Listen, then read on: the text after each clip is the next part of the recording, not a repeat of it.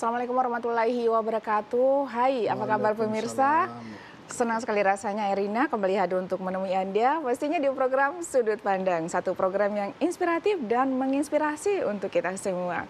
Pemirsa, kali ini saya mengangkat tema yaitu mengawal Kota Mataram layak anak. Ya, tahun 2026 ini pemerintah Kota Mataram akan mengikuti rangkaian penilaian kota layak anak. Seperti apa sebenarnya prosedurnya, terus juga mekanismenya seperti apa dan bagaimana kesiapan Kota Mataram ya untuk mengikuti yang namanya penilaian kota layak anak. Sebagaimana kita ketahui bahwa penilaian kota layak anak ini setiap 2 tahun sekali. Jadi memang ada waktu yang cukup panjang untuk melengkapi segala sesuatunya yang berkaitan dengan data, kemudian juga dokumen-dokumen dan kesiapan dari pemerintah atau kabupaten yang ada di Nusa Tenggara Barat ini. Ya, hari ini saya mengundang Kepala Dinas DP3A Kota Mataram ya untuk hadir berbincang, kemudian juga diskusi terkait dengan bagaimana sebenarnya kesiapan ya dari Dinas Pemberdayaan Perempuan untuk mengikuti penilaian atau rangkaian dalam proses penilaian kota layak anak. Yuk, kita sapa dulu narasumbernya. Assalamualaikum warahmatullahi wabarakatuh. Waalaikumsalam warahmatullahi wabarakatuh. Selamat pagi dan salam sejahtera untuk para pemirsa TVRI di mana saja berada. Iya. Boleh mengenalkan namanya dulu, Iya. Pak Kadis? Iya, terima kasih. Nama saya Haji Zuhad, Eskapners, MKes, Kepala Dinas Pemberdayaan Perempuan dan Perlindungan Anak Kota Mataram. Iya. Pak Kadis, saya baca-baca sedikit di sini, ternyata Pak Kadis ini baru menempati ya Dinas Pemberdayaan Perempuan dan juga Kepala Dinasnya langsung. Iya, betul Mbak. Iya. Betul Mbak Rina. Jadi saya dilantik tanggal 5 Maret 2026, bulan puasa Mbak Rina. Pas Ramadan. Pas Ramadan, Iya. benar. Iya, kami mewakili TVRI Nusa Tenggara Barat mengucapkan selamat dengan jabatan Terima kasih Mbak yang Rina. baru Pak Kadis ya. Tentunya ini menjadi sesuatu yang perlu ikhtiar usaha ya untuk membawa DP3A Kota Mataram ke level yang lebih maksimal lagi. Amin, mohon doanya. Siap, Amin, Pak ya rabbal Kadis. alamin. Iya. Siap. Pak Kadis, sekarang kita akan berbincang terkait dengan mengawal Kota Mataram layak anak. Iya, sebagaimana kita ketahui bahwa Kota Mataram ini salah satu kota dari sekian banyak di Indonesia, itu termasuk salah satu kota yang layak pertama untuk dikunjungi, kemudian juga kota terbahagia ya di Indonesia. Iya, betul. Ya, dan juga saya dapat bacaan tadi ini yaitu kota layak huni. Iya. Betul. Jika kita melihat dari predikat-predikat itu tentunya banyak hal yang dilakukan oleh pemerintah Kota Mataram. Nah, saat ini bagaimana kesiapan dari pemerintah Kota Mataram untuk mengawal penilaian menuju kota layak anak ini? Iya. Ya, sebelumnya kami sampaikan bahwa di samping sebagai kota layak huni, kota terbahagia, kota wajib dikunjungi, dan satu lagi adalah kota maju 10, termasuk salah satu kota dari 10 kota yang maju di Indonesia. Yang maju se-Indonesia. Iya, luar biasa ya Pak betul. Kepala Dinas ya. Raihan Kota Mataram sangat luar biasa, alhamdulillah. Dan saat ini juga kita coba untuk meraih kota layak anak di Indonesia. Adapun persiapan sudah kami lakukan dan saat ini tinggal penilaian, dan untuk penilaian kebetulan dimundurkan 2 minggu. Seharusnya terakhir itu untuk penilaian tanggal 30 bulan April 2026, sekarang menjadi tanggal 14 bulan Mei 2026 ini. Nah, Pak Kadis, masyarakat juga kayaknya perlu tahu nih, apa sih sebenarnya kota layak anak itu? Ya, mungkin Pak Kadis bisa juga sosialisasi terkait dengan program ini. Betul Mbak Rina. Jadi kota layak anak adalah kota yang menjamin untuk pemenuhan kebutuhan hak-hak anak dan perlindungan anak di Kota Mataram. Jadi kota layak anak sehingga anak-anak kita di Kota Mataram bisa hidup, kemudian tumbuh dan berkembang dengan aman, tenang, kondusif, dan sejahtera. Iya, itu dia. Jadi clue-nya di sana ya Pak Kadis ya. Ya. Bagaimana pemerintah Kota Mataram mengawal ya keberadaan anak ini. Ya, agar hak-haknya terpenuhi di Kota Mataram. Dan terlindungi tentunya dari kekerasan, intimidasi, dan lain sebagainya. Iya, berbicara terkait dengan intimidasi atau kekerasan ya, apakah seperti apa yang dilihat perspektif dari Pak Kadis, kondisi anak-anak kita di Kota Mataram sampai hari ini gitu. Alhamdulillah untuk Kota Mataram sampai dengan saat ini untuk pemenuhan hak-hak anak yang 4 itu, hak untuk hidup, hak untuk berkembang, tumbuh dan berkembang, kemudian hak untuk berpartisipasi serta hak perlindungan, ini sudah alhamdulillah terpenuhi semuanya. Namun perlu didukung oleh data-data yang valid dan berkesinambungan tentunya. Kita tidak bisa berbicara hanya omon-omon saja, tetapi juga pada kenyataan faktanya bagaimana itu yang harus lebih kita perhatikan.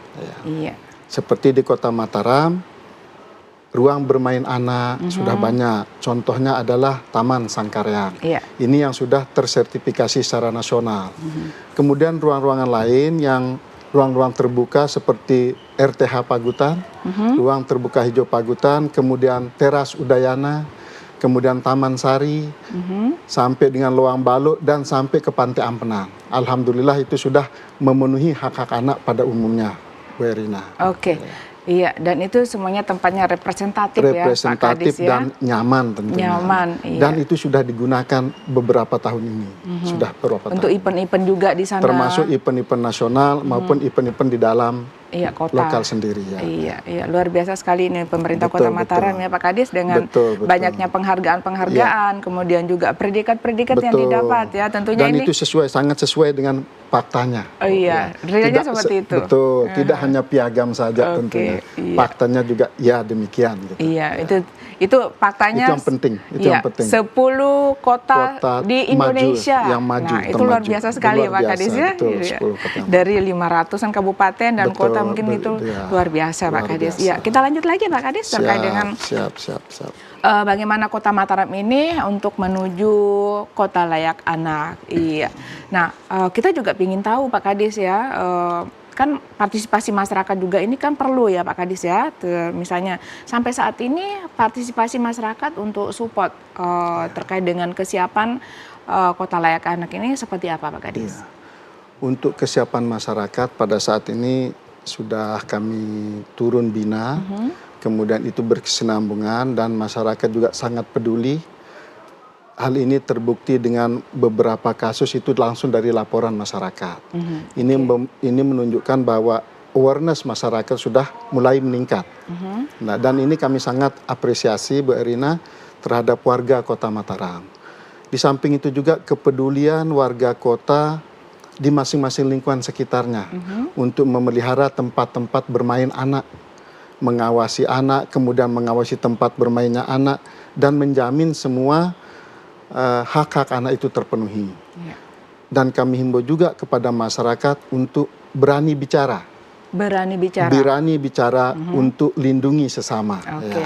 Ini salah satu tagline kami di DP3A, dan satu tagline adalah stop kekerasan. Nah, itu yang kami dengung-dengungkan selalu di dalam momen-momen acara-acara yang di depan publik. Kemudian itu kesiapan masyarakat ini juga, partisipasi masyarakat sudah cukup tinggi. Ini terbukti dengan adanya posyandu dengan 6 SPM. Ini keterlibatan masyarakat. Kemudian keterlibatan anak itu sendiri yang dilibatkan secara langsung dengan diundang untuk menghadiri acara musrenbang. Nah, musyawarah perencanaan pembangunan di Kota Mataram. Dan tidak juga omon-omon jadinya, beberapa partai yang sudah dilaksanakan melalui kebijakan pemerintah Kota Mataram seperti bus sekolah. Ya, adanya bus sekolah, kemudian pelibatan anak di dalam perencanaan pembangunan, kemudian di samping itu memberi kesempatan yang luas untuk mengapresiasi bakat-bakat anak dalam ajang-ajang misalnya apa ajang berbakat di tingkat kelurahan, mulai tingkat kelurahan, kecamatan, bahkan tingkat nasional. Ini adalah apresiasi yang sangat tinggi yang dilaksanakan oleh pemerintah Kota Mataram. Di samping itu juga untuk kebutuhan anak ini mulai sekarang dari OPD dalam rangka memenuhi dokumen kewarganegaraan. Jadi pihak Dinas Dukcapil, terima kasih Dukcapil yang sudah menjemput bola ke sekolah-sekolah langsung untuk memberikan pelayanan terhadap para pelajar. Oke, sampai langsung masuk ke sekolah. Ya, memberikan pelayanan langsung ke sekolah. Dalam rangka dokumentasi pemenuhan administrasi kependudukan untuk anak para pelajar. Ya, itu sudah dijemput bola jemput bola ke sekolah-sekolah. Alhamdulillah sudah dilaksanakan. Itu kapan mulainya, Pak? Tahun 2025. Oh ya, berarti masuk 2 tahun sekarang ya. 2 tahun sekarang. Luar biasa sekali Kota Mataram. Alhamdulillah. Dan ini tentunya program yang berkelanjutan tentunya Mbak Irina. Bukan hanya berhenti di tahun 2005, 2025, 2026. Bahkan tahun-tahun berikutnya begitu. Artinya ini kita apresiasi yang setinggi-tingginya. Betul sekali Pak Kades. Ya, artinya ini banyak sekali program-program yang terbaru dari pemerintah Kota Mataram yang langsung turun ke tataran ini grassroots-nya ya Pak Kadis sehingga memudahkan. Jadi juga masyarakat juga tidak akan mengalami namanya kesulitan untuk pelayanan karena diberikan kemudahan. Betul sekali ya. Betul. Pak Kadis, kita juga ingin tahu nih ya Pak Kadis, karena ini kan penilaiannya ini setiap 2 tahun sekali ya. Terus mungkin juga kita ingin tahu ya nilai KLA Mataram itu seperti apa 2 tahun yang lalu, kemudian untuk target 2026 ini seperti apa kesiapan dari Kota Mataram? Ya, jadi untuk penilaian KLA ini sendiri ada 5 kategori Mbak Irina. 1 pratama istilahnya. Pratama ini untuk nilai 500 sampai 600. Kemudian madya. Madya ini untuk 601 sampai 700. Kemudian nindya yang ketiga, ini untuk nilai 701 sampai 800. Nah, kemudian utama untuk nilai 801 sampai dengan 900 dan KLA. Ini kota layak anak itu untuk nilai 901 sampai 1000. Wow. Ya. Alhamdulillah untuk 2000 penilaian sebelumnya itu Kota Mataram mendapatkan nilai 677,09. Jadi berada dalam level madya. Kategori madya. Kategori madya. Mudah-mudahan untuk target kami di 2006 ini adalah nilai di atas 700, Bu Erina. Nilai di atas 700. Mudah-mudahan bisa mencapai nindya. Iya. Itu target kami. Target kami adalah nindya. Di atas angka 700. Target nindya itu menjadi sekarang. Mudah-mudahan lebih dari itu. Bisa menjadi utama tuh KLA. Ya, kayaknya memang perlu kerja keras ini ya. Untuk seluruh elemen pendukungnya Pak Kadis ya. Pastinya seperti itu. Jadi kami tidak bekerja sendiri DP3A tapi penuh dengan lintas sektoral. Kerja bersama, bukan kerja sendiri. Ini ya mitra-mitra OPD-OPD yang terkait apa saja Pak Kadis? Dari 40 OPD yang ada di Kota Mataram, hampir 70% itu terlibat dalam penilaian ini. 70% OPD terlibat dalam penilaian KLA ini. Kemudian kami juga didukung oleh mitra kerja. Mitra kerja diantaranya organisasi wanita, ada GUW, PKK, Dharma Wanita kami rangkul semua. Kemudian organisasi pemerhati anak, ada LPA, ada Forum Anak, ada Dewan Anak dan sebagainya. Kemudian kami juga didukung oleh organisasi Kementerian Agama, Kementerian Agama, kemudian Kementerian Pendidikan juga Pak Kadis, pastinya itu Kementerian Agama pastinya. Kemudian mitra kerja yang lain aparat penegak hukum. Aparat penegak hukum kami gandeng juga. Kemudian media, tidak lupa media, dan lain-lain mitra kerja kami banyak. Banyak sekali. Alhamdulillah banyak sekali. Nah, untuk OPD ini Pak Kadis, kan ada 70% OPD. Seperti apa support mereka Pak Kadis? OPD kami ini, ini banyak sekali support dari OPD yang 70% itu, di samping penyiapan dokumen yang kami butuhkan di tiap-tiap OPD supaya sesuai dengan tupoksinya masing-masing, juga support langsung untuk menyiapkan sarana dan prasarana sesuai dengan OPD-nya masing-masing. Contohnya Dinas Kesehatan ini menciptakan layanan kesehatan yang responsif anak. Kemudian PUPR dan LH ini menyediakan sarana prasarana bermain yang ramah anak. Yang ramah anak. Kemudian Dinas Pendidikan menciptakan sekolah-sekolah yang ramah anak. Sekolah ramah anak. Di samping itu juga Dinas Perhubungan ini menjamin pelayanan keamanan di pelayanan tempat-tempat pelayanan publik. Ya, jadi dijamin keamanannya diawasi oleh Dinas Perhubungan dan lain sebagainya, Mbak Erina. Banyak sekali ya Pak ya, Pak Kadis perannya. Banyak sekali perannya daripada masing-masing OPD. Tentunya ini memerlukan koordinasi yang baik. Termasuk Dukcapil tadi itu memberikan pelayanan administrasi terhadap para pelajar, yang ramah anak juga nantinya. Terkait dengan ramah anak ini, Pak Kadis. Koordinasinya dengan Dinas Pendidikan ini saya mau tanya Pak Kadis terkait dengan koordinasinya dengan Dinas Pendidikan. Ada data nggak di Kota Mataram untuk sekolah yang masuk kategori ramah anak? Iya, yang data ini nanti akan begini, kalau terjadi perubahan kemarin. Kalau yang kemarin itu kan SMA, yang penilaian yang sebelumnya. Jadi SMA tersertifikasi. Ada satu SMA yang diberikan kategori sebagai ramah anak. Nah, untuk kedepannya kami menyiapkan dan tentunya berkolaborasi dengan Dinas Pendidikan untuk menyiapkan SD dan SMP yang sekolah ramah anak. Ini nanti kedepannya akan kami kolaborasikan dengan Dinas Pendidikan. Pak Kadis, kita akan jeda sejenak karena setelah iklan berikut ini. Pemirsa, mempersiapkan Kota Mataram untuk menuju kota layak anak memang dibutuhkan kemitraan seluruh stakeholder. Dan tentunya OPD-OPD di Dinas DP3A, kemudian juga dinas-dinas yang lainnya memang telah memberikan support secara maksimal. Dan kita tentunya berharap Kota Mataram bisa menuju di angka yang 800, paling tidak mungkin 900 ya Pak Kadis ya. Amin. Oke, pemirsa tetap di sini karena setelah yang satu ini saya akan kembali untuk Anda.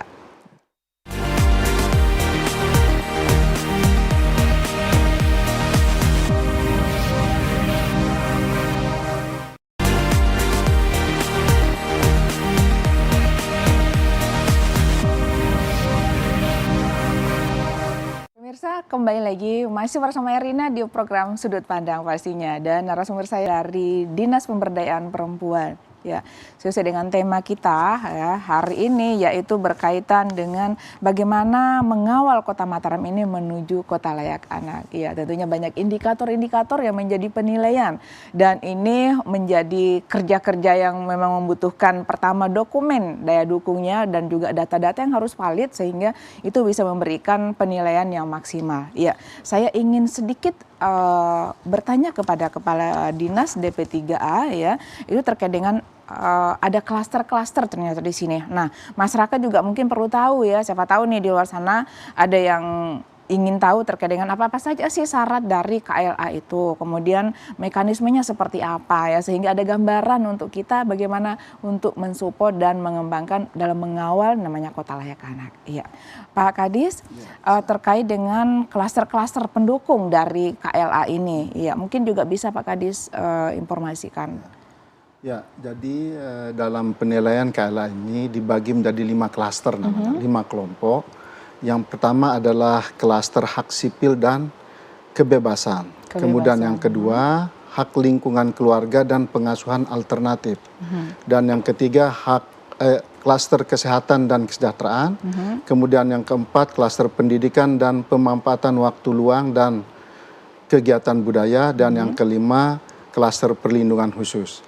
Jadi di masing-masing klaster nanti ada beberapa pertanyaan. Kalau dikumpulkan menjadi satu, kurang lebih ada 300 pertanyaan. 300 pertanyaan. Dengan lengkap dengan dokumennya dan nanti diobservasi lapangan. Akan ada observasi lapangan? Ada observasi lapangan dari kementerian. Tim dari kementerian. Iya. Iya. Wow, ini memang ini yang berat ini. Ini yang berat ya, sangat berat ini. Jadi tidak boleh mundur, Mbak Erina. Iya, berarti kita hadapi saja. Betul sekali. Dan tentunya Kota Mataram ini siap ya, siap, Pak Kadis, insya Allah siap Kota Mataram. Siap, itu dinilai. Siap untuk diobservasi lapangan. Untuk yang 5 klaster ini berarti sudah lengkap semua Pak Kadis sampai saat ini? Alhamdulillah sudah siap. Sudah. Ada nggak evaluasi dari internal Pak Kadis ya, sehingga mengetahui seperti di titik berapa ini nilainya sekarang Pak Kadis? Ya Alhamdulillah dari 10 kabupaten kota untuk penilaian evaluasi mandiri namanya Mbak Erina. Jadi ada evaluasi mandiri, sebelumnya nanti evaluasi oleh pusat dan nanti ada evaluasi lapangan. Nah, jadi ada 3 evaluasi, evaluasi mandiri, evaluasi lintas sektoral dan evaluasi lapangan. Nah, ini yang perlu menjadi perhatian kita semua. Jadi untuk mendapatkan kriteria pada level-level tertentu dalam KL ini ya cukup lumayan persiapannya, Mbak Erina. Ya. Jadi untuk evaluasi mandiri yang kami lakukan ini dari 10 kabupaten kota yang ada di Nusa Tenggara Barat, alhamdulillah kami sampai dengan pagi ini kami mendapatkan nilai 961. 961 dan berada pada ranking 1. Posisi pertama di 10 kabupaten kota yang ada di Nusa Tenggara Barat. Ya. Iya, Mudah-mudahan nilainya tidak banyak yang rontok, Mbak Erina. Iya, karena ini kan diverifikasi lagi diverifikasi ya, Pak Kadis? Langsung sesuai dengan dokumen yang kami upload di sistem. Iya. Kita berharap ya Pak Kadis, Kota Mataram ini posisi ini bertahan. Tetap di angka 900 ya. Kalau angka 900 itu berarti levelnya naik ya Pak Kadis. KLA. Level KLA, Kota Layak Anak. Mudah-mudahan. Iya, kita menunggu informasi dari Pak Kadis. Iya. Kami terus memantau ini perkembangannya. Ya. Kita juga dari TPRI pastinya juga akan memantau ya Pak Kadis terkait bagaimana sebenarnya Kota Mataram ini mempersiapkan diri, kemudian juga dalam proses penilaiannya gitu ya, sehingga bisa jadi contoh untuk kabupaten kota yang ada di Nusa Tenggara Barat ini. Ya. Siap. Iya, Pak Kadis, terkait dengan untuk kota layak anak dan juga sekolah ramah anak. Nah, di Dinas Pemberdayaan Perempuan ini ada UPT khusus nggak Pak Kadis yang menangani terkait dengan anak-anak gitu? Ya, jadi di DP3 Kota Mataram ada UPT, unit pelayanan terpadu, unit pelayanan teknis yang khusus menangani penanganan kekerasan terhadap anak dan perempuan. Anak dan perempuan. Iya. Jadi kasus-kasus misalnya bullying, kemudian anak dengan bermasalah hukum, kemudian kekerasan dalam rumah tangga, itu kami tangani semua. Iya, leading sektornya di DP3A. Di DP3A dan berkolaborasi dengan UPT yang ada di Polres, ya, kemudian UPT yang ada di provinsi juga. Misalnya UPT ada namanya Rumah Aman yang ada di Gomong saat ini posisinya, kemudian ada juga di Narmada. Itu ada penampungannya, kemudian ada sampai dengan Lombok Tengah. Iya. Pak Kadis, berarti ini sudah disiapkan ya untuk pendukungnya, untuk anak-anak ini ada untuk namanya Rumah Aman. Ada juga rumah singgah ya Pak Kadis ya. Ternyata banyak sekali alternatif yang disiapkan oleh pemerintah Kota Mataram. Termasuk juga ada penampungan di Majelo. Iya. Nah, terkait dengan ramah anak untuk yang berkebutuhan khusus atau disabilitas, seperti apa Pak Kadis? Ya, termasuk yang disabilitas kami sudah pada dasarnya sama saja penanganannya, Bu. Hanya nanti di penampungannya yang tepatnya berbeda. Ada di tempat khusus dia, yang ini. Dan perlu perlakuan khusus juga. Gitu. Nah, itu sudah kita siapkan juga. Dan kami sudah mengadakan MOU dengan lokasi tempat-tempat yang kami sebutkan tadi itu. Iya. Terkait dengan SAPRAS, sarana dan prasarana untuk yang berkebutuhan khusus, apakah seperti apa pemerintah Kota Mataram untuk mengakomodir keberadaan untuk disabilitas ini? Ya, itu yang kami sampaikan tadi bahwa Dinas Perhubungan menjamin keamanan, terutama keamanan untuk di ruang-ruang publik. Ruang-ruang terbuka, Ya, termasuk di tempat penyeberangan anak sekolah. Iya. Jadi sepanjang trotoar memang sudah disiapkan sudah juga disiapkan ya, Pak juga Kadis, termasuk ya. Termasuk di tempat pelayanan publik. Misalnya di mall. Oke, di mall. Sudah ada railing-railing yang tempat khusus. Kemudian ada turun-turunan. Oke. Ya, yang sudah dijamin untuk kursi roda. Kemudian jalan-jalan yang ada tempat penyangganya dan lain sebagainya sudah termasuk ruang laktasi ya, itu untuk termasuk baik di kantor maupun di tempat-tempat umum lainnya. Iya. Terus bagaimana? Dan ini salah satu Mbak Ena keterlibatan dunia usaha. Ya, itu yang kami kerjasama dan dunia usaha seperti mall, epicentrum. Nah, ini sudah disiapkan juga layanan-layanan khusus untuk anak-anak yang berkebutuhan khusus. Ya. Tentunya. Iya. Terus untuk misalnya fasilitas-fasilitas yang lain, Pak Kadis, misalnya bank? Iya, termasuk juga di bank. Bank juga. Ya, maksud saya pelayanan publik ini salah satunya adalah mall, bank, rumah sakit dan pelayanan publik lainnya, puskesmas itu sudah disiapkan juga semua. Sudah disiapkan ya Pak Kadis ya. Terus bagaimana dengan termasuk kantor-kantor? Dan sekolah, Bu. Sekolah dan kantor. Iya. Artinya di DP3 juga kan ada tuh tuntutan dan railingnya kan, ya termasuk. Artinya Kota Mataram ini sudah siap ya. Sudah siap, Insya Allah siap, Insya Allah siap. Daya dukungnya untuk mendukung untuk kota layak anak dan juga masuk ke sekolah-sekolah ramah anak ini ya Pak Kadis ya. Iya. Dan kami siap kapanpun untuk diobservasi lapangan, diverifikasi maksudnya. Nah, Pak Kadis, saya pernah membaca ya di sebuah media bahwa iklan-iklan rokok itu salah satu juga menjadi penilaian. Betul. Iya. Nah, sebagaimana kita ketahui bahwa Kota Mataram ini adalah bisa dikatakan ibu kota provinsi Nusa Tenggara Barat yang menjadi ibu kota provinsi ya. Di mana kita bisa lihat juga di sana kan iklan-iklan rokok yang ada di Kota Mataram ini di dekat lingkungan pendidikan itu. Apakah ada regulasi-regulasi yang diatur oleh pemerintah Kota Mataram untuk mungkin ada aturan-aturan ya supaya tidak terlalu dekat dengan lingkungan pendidikan gitu. Ya, salah satu langkah kami adalah bekerjasama dengan Dinas Perizinan, DPM PTSP untuk mengawal tentang perizinan pengusaha rokok, terutama di Kota Mataram, termasuk penempatannya nanti di mana. Dan ternyata sudah ada perwalnya, Bu. Sudah ada perwal. Ya, sudah ada peraturan wali kotanya untuk kawasan-kawasan tempat merokoknya, termasuk di kantor-kantor, tempat-tempat umum, sekolah dan lain sebagainya. Tidak boleh dekat dengan sekolah, itu sudah ada aturannya demikian. Artinya ini terkait dengan aturan-aturan itu memang sudah ada perwalnya. Sudah ada peraturan wali kota untuk mengatur berapa radius yang boleh itu sudah diatur, di Kota Mataram. Iya, tentunya ini bisa jadi menjadi salah satu indikator penilaian sehingga Kota Mataram itu bisa masuk kategori kota layak anak, kemudian juga kota layak huni. Kota layak huni. Kemudian kota terbahagia. Iya, apalagi Pak Kadis? Dan salah satunya adalah kota maju itu. Kota maju. Kemudian kota layak ini kan masuk panjang umur itu ya, termasuk itu. Iya, bahagia. Bahagia.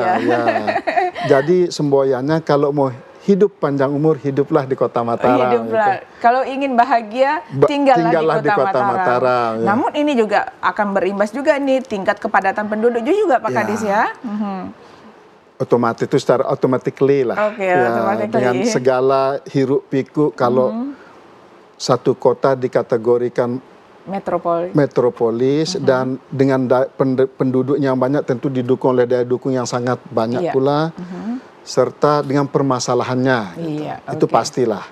Dan itu saya yakin pemerintah Kota Mataram mampu untuk menghadapi hal ini semua sehingga semua kategori yang sangat baik-baik tersebut dipegang oleh Kota Mataram. Masuk kategori. Termasuk kategori. Ini salah satu bukti Kota Mataram itu mampu. Mampu untuk mengelola pemerintahan dan mengelola sosial ekonominya di masyarakat. Pak Kadis, untuk tadi Pak Kadis menyampaikan bahwa Dinas DP3A itu juga koordinasinya dengan forum-forum anak kemudian juga dengan Dewan Anak, terus kemudian Lembaga Perlindungan Anak gitu. Untuk forum anak ini seperti apa Pak Kadis terkoordinasinya DP3A gitu? Apakah ada program yang memang bekerja sama? Seperti apa? Terima kasih Mbak Rina. Jadi DP3 ini tidak sendiri, didukung oleh lembaga-lembaga mitra kerja. Salah satunya adalah LPA, Forum Anak, dan Dewan Anak. Okay. Nah ini kami selalu menggandeng ketiga lembaga ini. Dan ini terbukti dengan sudah terikut sertanya mereka di dalam Musrenbang Kota Mataram. Perencanaan program ya termasuk itu program. Dan kami selalu bergandengan tangan dalam pembinaan, kemudian sosialisasi, kampanye termasuk, kampanye untuk anak, itu kami selalu. Dan ikut sertanya lembaga-lembaga ini dalam forum-forum, misalnya ajang bakat anak, event-event kreativitas anak. Ini selalu diikutkan. Jadi kami selalu bergandengan tangan lah. Pak Kadis, artinya ini kolaborasi ini terus berjalan Pak Kadis. Amin, pastilah. Pak Kadis, terkait dengan untuk Kota Mataram Layak Anak, tentunya ini kan tidak bisa lepas dari anggaran ya Pak Kadis ya. Nah perlu juga kita tahu ini anggarannya ini untuk penilaian ini apakah memang sudah tersusun dengan baik atau misalnya masih menggabungkan dari lintas-lintas bidang gitu Pak Kadis? Anggaran untuk penilaian iya. Ya, jadi anggaran ini ya sudah memang sudah kami anggarkan untuk penilaian Kota Layak Anak ini, dan itu ada di masing-masing bidang, bidang-bidang yang sesuai lah terkait dengan penilaian Kota Layak Anak. Dan kami juga melibatkan semua bidang, Bu, membentuk tim di DP3 ini yang melibatkan semua bidang, pejabat fungsionalnya, kemudian termasuk staf. Itu sudah kami susun. Iya, Pak Kadis, untuk penilaian Kota Layak ini menurut Pak Kadis itu tantangannya itu seperti apa? Iya. Kalau kami dalam penilaian dengan anak ini khusus di klaster 5, Bu. Klaster 5? Yaitu klaster perlindungan khusus. Ya. Jadi yang menjadi tantangan bagi kami saat ini adalah penyiapan data yang terintegrasi. Dan berkualitas tentunya. Terintegrasi. Ya, penyiapan data yang berkualitas dan terintegrasi. Serta penyiapan sarana untuk penanganan kekerasan anak. Ini kami jujur saja, ini yang tujuan kami nantinya ke depan. Semoga sarana itu ada gitu di Kota Mataram. Berarti ini untuk kelengkapannya ya. Untuk kelengkapannya ya. Selama ini kami selalu berkolaborasi dengan provinsi, Bu. Untuk penanganan kasus anak. Iya, Pak Kadis, karena di sini kan ada UPT Pak Kadis ya, untuk pelayanan anak dan perempuan gitu. Kita sedikit ingin tahu dikit ya Pak Kadis terkait dengan kasus-kasus ataupun kekerasan yang terjadi, kekerasan anak yang ada di Kota Mataram. Sampai 2025 sekarang masuk triwulan kedua gitu Pak Kadis ya. Apakah ada gambaran data misalnya di 2025 datanya itu menurun atau naik gitu dari tahun-tahun sebelumnya gitu? Untuk data 2026 ini dari triwulan 1 saja yang kami nilai Bu Erina, dari triwulan 1 ini sudah kita tangani sebanyak 26 kasus, Bu. 26 kasus. 26 kasus sampai akhir triwulan 1. Sampai bulan April inilah. Sampai bulan April 26 kasus. 26 kasus sampai bulan April. Dan kasus yang tertinggi adalah KDRT. Kekerasan dalam rumah tangga. Ini yang masih memegang ranking 1 untuk posisi ranking 1 di kasus kekerasan yang kami tangani. Tinggi sekali ya Pak ya. Ini untuk tahun 2026 di triwulan pertama. Iya, 26 kasus. 26 kasus. Terus triwulan pertama 4 bulan. Iya, 4 bulan ya. 4 bulan. Iya. Sampai bulan April. Iya.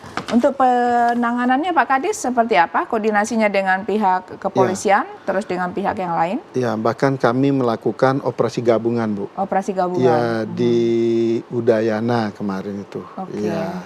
Dan kasusnya tertangani sekarang yang istilahnya? Anaknya sudah kami titipkan di Narmada, Bu. Berarti... Jadi penanganannya sudah tertangani semua, Bu Erina. Tidak ada Jadi kalau secara data 100% tertangani. Secara data. Iya. Dari semua kasus. Pak Kadis, ini tentunya merupakan kerja bersama, kolaborasi dengan seluruh stakeholder ya, dengan OPD Pak Kadis ya, sehingga setiap ada permasalahan bisa langsung tertangani. Iya. Ini adalah kesigapan salah satunya Kota Mataram ya Pak Kadis ya, untuk alhamdulillah meminimalisir permasalahan untuk anak dan juga perempuan. Kita akan jeda sejenak Pak Kadis. Siap. Pemirsa, tentunya menjadi harapan kita bersama pemerintah Kota Mataram khususnya dan juga pemerintah Provinsi Nusa Tenggara Barat ya, untuk pertama penilaian kota layak unik ini dari 10 kabupaten kota menjadi atensi kita bersama. Iya, tetap di sini di Sudut Pandang.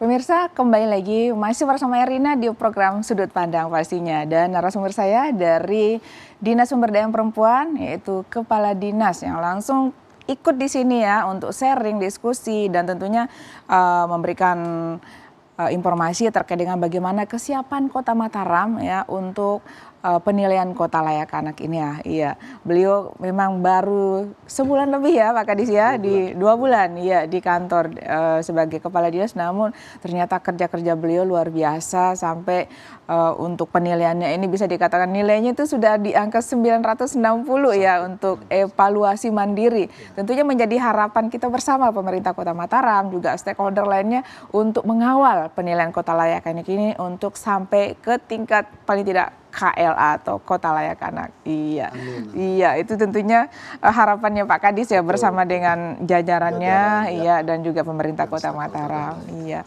Pak Kadis, kita akan kembali sedikit lagi Pak Kadis ya terkait dengan untuk Kota Layak Anak di Kota Mataram ini, karena Kota Mataram ini sudah kesekian kalinya ya Pak Kadis ya untuk mengikuti penilaian ya. Kalau tahun-tahun kemarin itu nilainya seperti katanya Pak Kadis tadi itu di 600 iya. Nah, dan harapannya di level sekarang ini lebih naik lagi gitu. Di atas 700 Pak Kadis. Iya. Pak Kadis, terkait dengan untuk klaster yang tadi ada di sini yang ingin saya tanya sedikit lagi Pak Kadis terkait dengan data anak mungkin berkaitan dengan pendidikan juga ya Pak Kadis ya. Iya. Apakah memang ada koordinasi antara Dinas Pemberdayaan Perempuan juga dengan Dinas Pendidikan terkait dengan misalnya anak-anak yang putus sekolah? Iya. Karena ini juga salah satu indikator bagaimana menangani anak-anak yang putus sekolah ya, sehingga tidak menimbulkan dampak sosial. Dampak sosial itu misalnya adanya kekerasan-kekerasan, terus juga adanya anak-anak atau pemuda-pemuda remaja yang tidak mendapatkan pekerjaan sehingga menjadi masalah sosial gitu. Iya. Seperti apa kerjasamanya mungkin? Iya. Kalau kerjasama dan Dinas Pendidikan itu sudah lama terjalin. Dan sekarang kami tingkatkan kerjasama tersebut lebih dari yang kemarin-kemarin. Misalnya melibatkan Dinas Pendidikan sebagai narasumber, kemudian melibatkan Dinas Pendidikan dalam program kami yang di DP3A. Misalnya untuk penyiapan daycare misalnya. Oh, daycare. Itu seperti apa nantinya itu kita akan masih kolaborasi dengan Dinas Pendidikan. Karena daycare ini sendiri kan izinnya ada di Dinas Pendidikan tentunya. Karena mungkin peran kami masing-masing itu, nah ini yang kami perlu tingkatkan dalam pengawasan terhadap daycare ini. Berarti saat ini yang juga menjadi atensi dari Dinas Pemberdayaan Perempuan dan Dinas Pendidikan terkait dengan tempat penitipan anak. Begitu juga anak-anak yang putus sekolah. Begitu juga anak-anak putus sekolah. Bagaimana nanti pengelolaannya untuk kasus anak-anak yang putus sekolah ini. Itu yang kami garap bersama ya dengan Dinas Pendidikan. Artinya ada Dinas Pendidikan, Dinas Sosial, terus juga Dinas Pemberdayaan Dinas terkait Perempuan. Semua OPD. Kan 70% tadi OPD ikut terlibat. Pak Kadis, terkait dengan daycare ini, tempat penitipan anak. Ada data nggak Pak Kadis untuk Kota Mataram itu ada berapa banyak penitipan anaknya? Di Kota Mataram ada 9 daycare yang tersebar di seluruh kecamatan. Kemudian ini ada satu lagi pengusulan untuk pendirian daycare di BPPOM, Pak.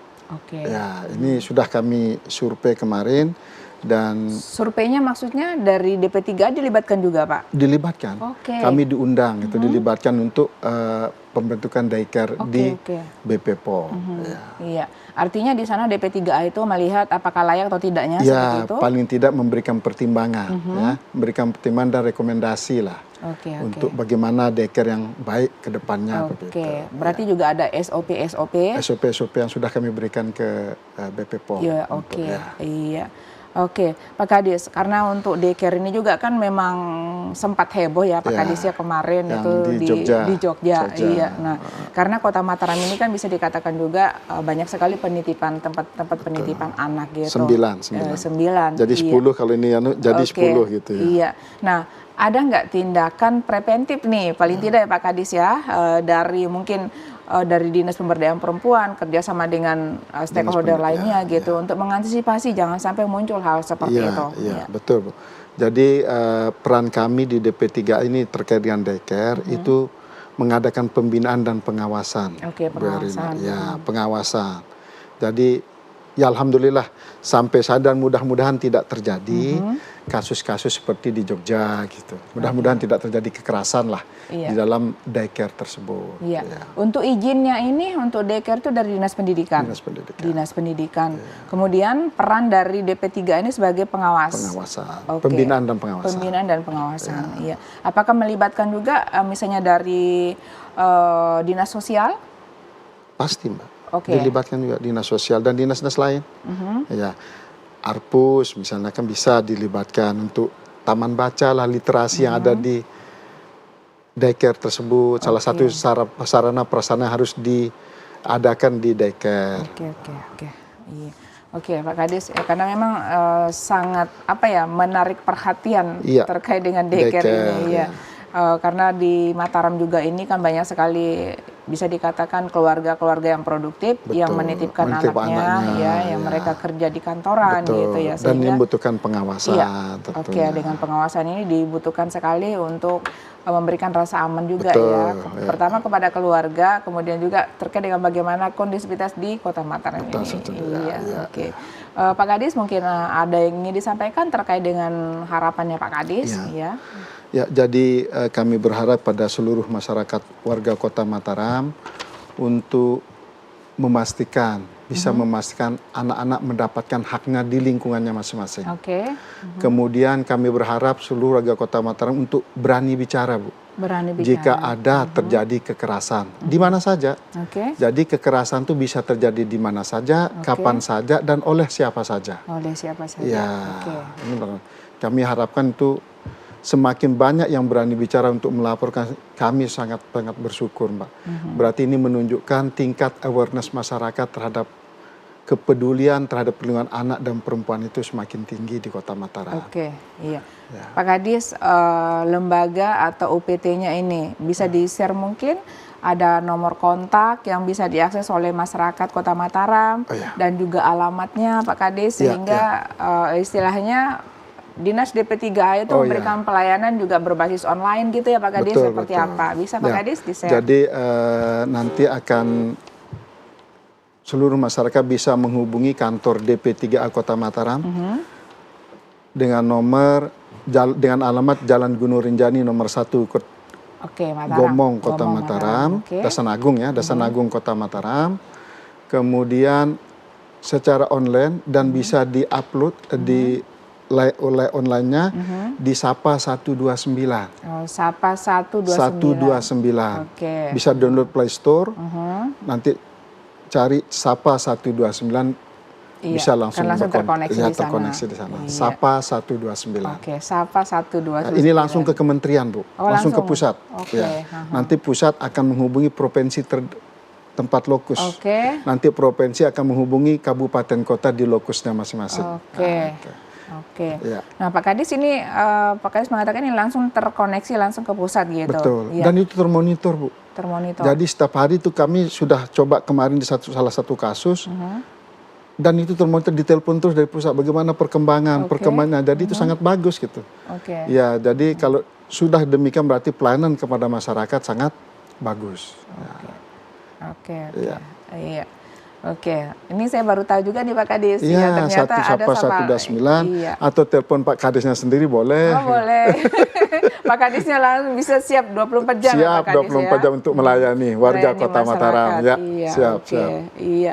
Oke Pak Kadis, untuk juga mungkin media-media sosial juga dipunyai oleh untuk DP3A Pak Kadis ya, bisa Facebook, Instagram, WhatsApp dan lain sebagainya. Oke, Bisa, iya. siap. Kalau misalnya tidak bisa ke kantor, misalnya Pak Kadis Bisa ya, karena telepon, bisa via ditelepon iya. ya. Dan itu sudah terlaksana, Bu. Sudah terlaksana. Sudah dilaksanakan baik dari stakeholder-stakeholder yang lain sudah menelpon. Oke. Dan itu tertangani 100%. Oh, artinya Alhamdulillah. SDM dari DP3A ini Insya sudah Allah lah, betul-betul insya Allah. siap dan Karena melayani. didukung oleh keterlibatan mitra kerja Oke. dan OPD-OPD yang ada di Kota Mataram. Iya. Pak Kadis, ada lagi yang ingin mau disampaikan bagian untuk statement closingnya? Ya, terima kasih. Jadi tagline DP3A adalah berani bicara, lindungi sesama. Oke. Stop kekerasan. Stop kekerasan. Mataram semakin harum. Oke, iya, boleh. Pokoknya dari kepala dinas yang baru ini, woi, semuanya Ya, sudah lengkap ya Pak Kadis. Terima kasih, Iya. terima kasih. Baik Pak Kadis, terima Ya. kasih atas kehadirannya di Terima studio kasih, TVRI Nusa Tenggara Barat ya. Semoga informasi-informasi ataupun juga diskusi-diskusi kali ini bisa memberikan inspirasi untuk masyarakat dan juga masyarakat bisa merasakan seperti apa sebenarnya pembangunan Kota Mataram secara berkesinambungan Amin, dan amin. pastinya humanis ya dan Betul. ramah untuk Harum. Kota Mataram dan ramah untuk perempuan dan disabilitas. Iya. Demikian pertemuan kita kali ini pemirsa. Terima kasih atas partisipasi Anda. Wassalamualaikum warahmatullahi wabarakatuh. Sampai jumpa. Waalaikumsalam warahmatullahi wabarakatuh.